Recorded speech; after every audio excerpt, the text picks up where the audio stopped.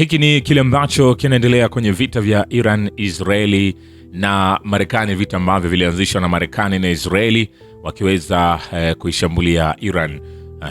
Na kikubwa zaidi walisema Iran imekuwa ni tishio. Na kwa sasa Marekani wameomba kufanya mazungumzo ya amani na Iran Machi 26 na wanasubiria majibu kama watajibiwa na Iran. Japo Iran mwenyewe anasema anaona kama ni mtego wa Marekani kutaka kuweza kumuhadaa kwenye kufanya hayo mazungumzo, na mpaka sasa hivi hakujawa na jibu la moja kwa moja kutoka taifa la Iran juu ya mazungumzo hayo ambayo Marekani anayataka kupitia nchi.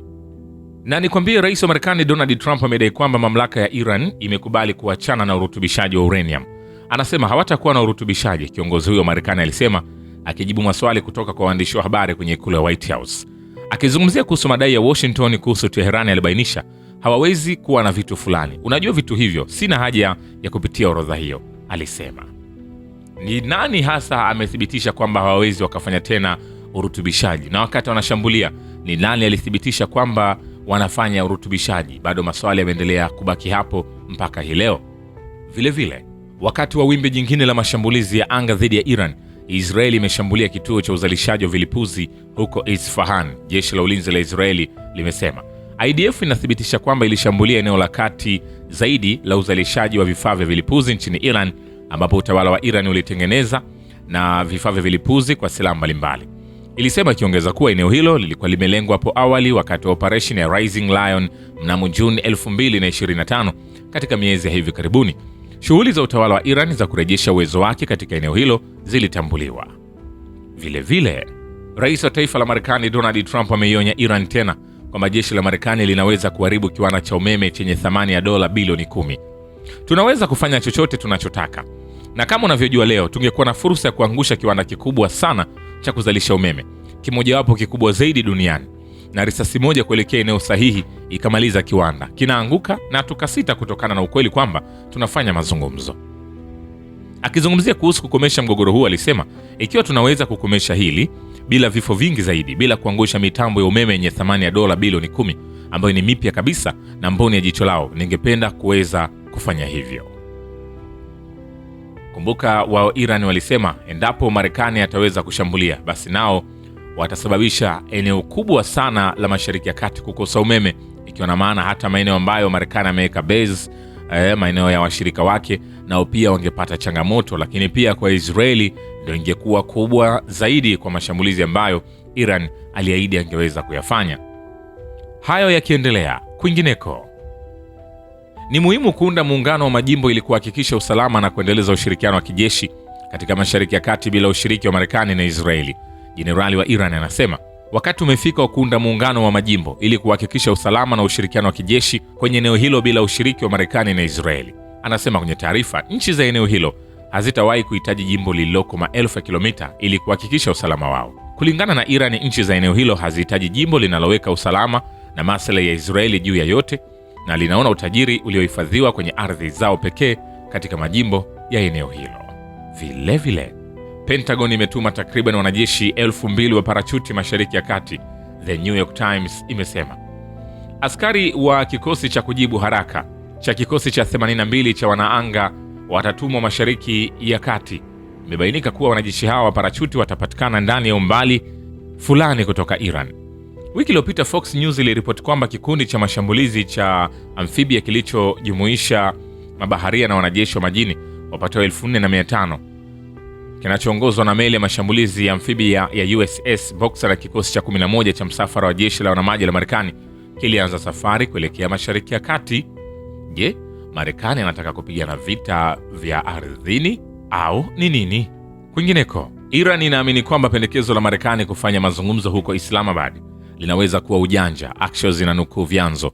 Wawakilishi wa Iran waliowaambia wapatanishi kutoka Pakistan, Misri na Uturuki kwamba harakati za kijeshi za Marekani na uamuzi wa Trump wa kupeleka vikosi vikubwa vya wanajeshi vimeongeza tuhuma zao kwamba pendekezo lake la mazungumzo ya amani ni ujanja tu.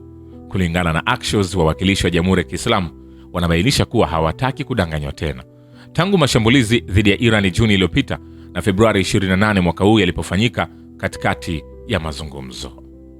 Vile vile, angalau watu 12 wameuawa na 28 kujeruhiwa wakati Israeli na Marekani ziliposhambulia mji wa Varamini wa Iran ulioko kusini mashariki mwa Teheran. Shirika la habari la Fars linasema vifusi vimebomolewa baada ya shambulio hilo kudumu kwa saa 36. Vilevile, takriban vitengo 290 vya wanajeshi wa Marekani wamejeruhiwa wakati wa operation kati ya Marekani na Israeli dhidi ya Iran. CNN inamnukuu mwakilishi wa kamandi kuu ya vikosi vya jeshi la Marekani CENTCOM akisema, kulingana na mwakilishi huyo, kati ya wanajeshi 290 waliojeruhiwa, 255 walirudi kazini, huku wanajeshi 10 wa Marekani wakijeruhiwa vibaya. Hapo awali kulikuwa na takriban 200 waliojeruhiwa na 13 waliokufa wakati wa mapigano.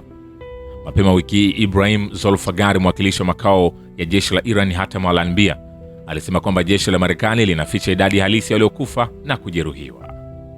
Vilevile, mlango bahari wa Hormuz unabaki wazi kwa usambazaji, lakini si kwa meli kutoka Marekani na Israeli au mataifa ambayo Iran inayaona kuwa wavamizi.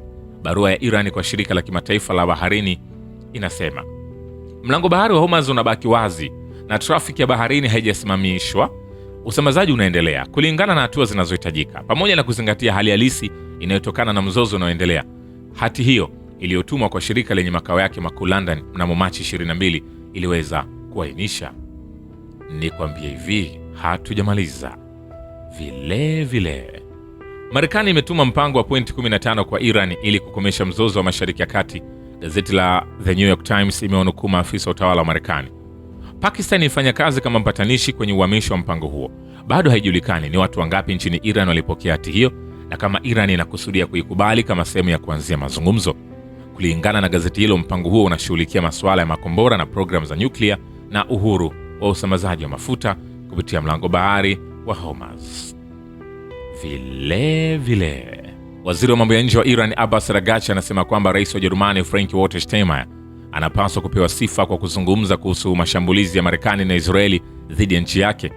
Sheria ya kimataifa imekufa kivitendo, ikiendeshwa na viwango viwili vya magharibi kuhusu Gaza dhidi ya Ukraine na ukimya kuhusu uchokozi wa Israeli na Marekani dhidi ya Iran. Hata hivyo, sifa kwa rais Steinmeier kwa kulaani ukiukwaji huo dhidi ya wa Iran. Wale wanaothamini utawala wa sheria wanapaswa pia kuzungumza, Araghchi aliandika. Mapema, rais wa taifa la Ujerumani Frank-Walter Steinmeier aliita vitendo vya Marekani na Israeli kuwa ni ukiukwaji wa sheria za kimataifa. Vilevile, hakuna mawasiliano moja kwa moja kati ya Iran na Marekani wakati wa uvamizi unaoendelea wa Washington. Balozi wa Iran nchini Moscow Kazem Jalali anasema kupitia Channel 1. Hayo yakiendelea, nikwambie, vita hivi kutamatika mpaka sasa imekuwa ni mtihani kwelikweli. Ni lini vita hivyo vitaweza kumalizika? Lakini kinachoonekana, mashambulizi bado yanaendelea, na kuna onyo pia limetolewa na kikosi cha walinzi wa mapinduzi cha Iran ambacho kimeionya Israeli kwa yale ambao wanafanya, na wanasema watafanya mashambulizi mazito nchini Israeli kwenye kile walichokieleza kama kuunga mkono Lebanon na raia wa Palestina ambao pia Israeli ameonekana kuwashambulia. Shukrani kwa Babe Ukivita na Historia ya Dunia. Mimi ni Richard Shio, The Rich Voice. Ni follow Instagram na TikTok kama Rich Voice Official. Asante.